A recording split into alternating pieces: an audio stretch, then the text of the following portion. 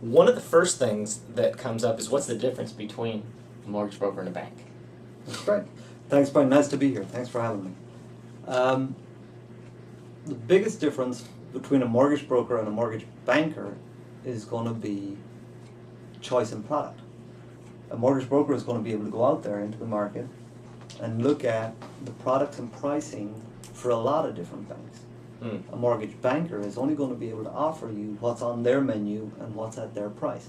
And that really is the difference. So it's a matter of choice. It's a matter of choice. Banks go and sell their product. Mortgage brokers go out to the open market and qualify a buyer for products on the open market. Absolutely. What a mortgage broker might have available to them may not be what a bank has available to them. So a buyer going out to the open market versus going to a brick and mortar bank, are they typically going to get a better interest rate going straight to the bank or to the open market, or does it depend? That's a great question, and it is really one of those that it just depends. You will find that it's an open market and banks will be more competitive on certain days and brokers will be more competitive on other days. It really depends, and it's part of that choice. Points comes up all the time. What's a point? That's great. Well, a point is a fee associated with a loan. It's not, you don't have to pay points, but a point is equal to 1% of the loan amount. And generally speaking, it should get you to a lower interest rate. So would it be safe to say a point is an interest rate buy down at times? That's at times. Okay. I remember you had mentioned to me one time about maybe it was duplexes or income properties where points are mandatory. That's correct. If you have a 2 to a 4 unit property, so a duplex, a triplex, or a 4 unit property, there will be a point component to that loan because of the type of property. Nothing to do with the interest rate, just because of the type of the property. So it's not necessarily a discretionary fee by a mortgage broker, it is a mandatory cost by a particular lender or underwriter in order to get that loan?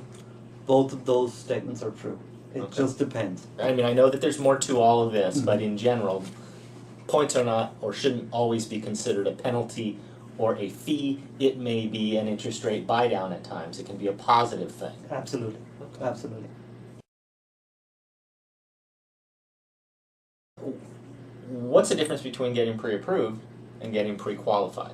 That's a great question. A pre-qualification is that first conversation you have with a mortgage person. It's typically done over the phone. It takes about 5 to 10 minutes. And the mortgage broker is going to ask you a bunch of questions about what you do for a living, how much money you make, what kind of purchase price you're looking at.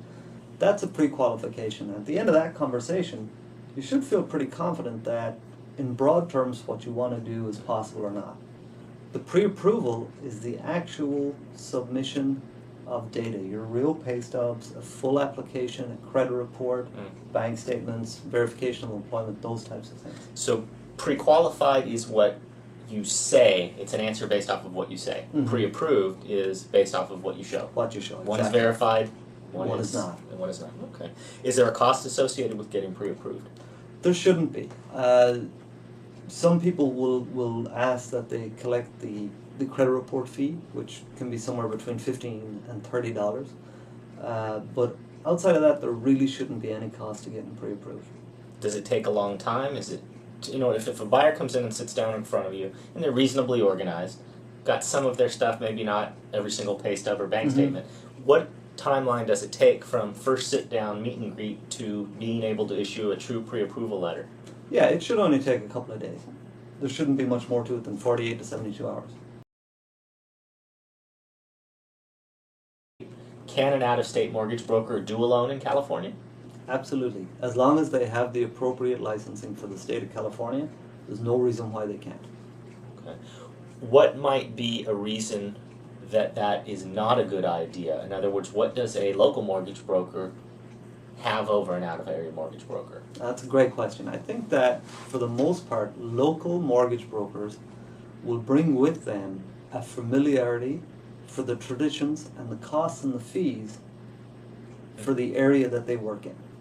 There's a lot of good examples of that, but if we take Oakland and Piedmont, city transfer tax will be one of the biggest ones. Mm. And it's one of the areas where we see out-of-area loan officers making mistakes that ultimately create a lot of problems. So it's not about their competence per se, it just may be their familiarity with how business is done or is not done, what fees are or aren't present. Absolutely, that's 100% right.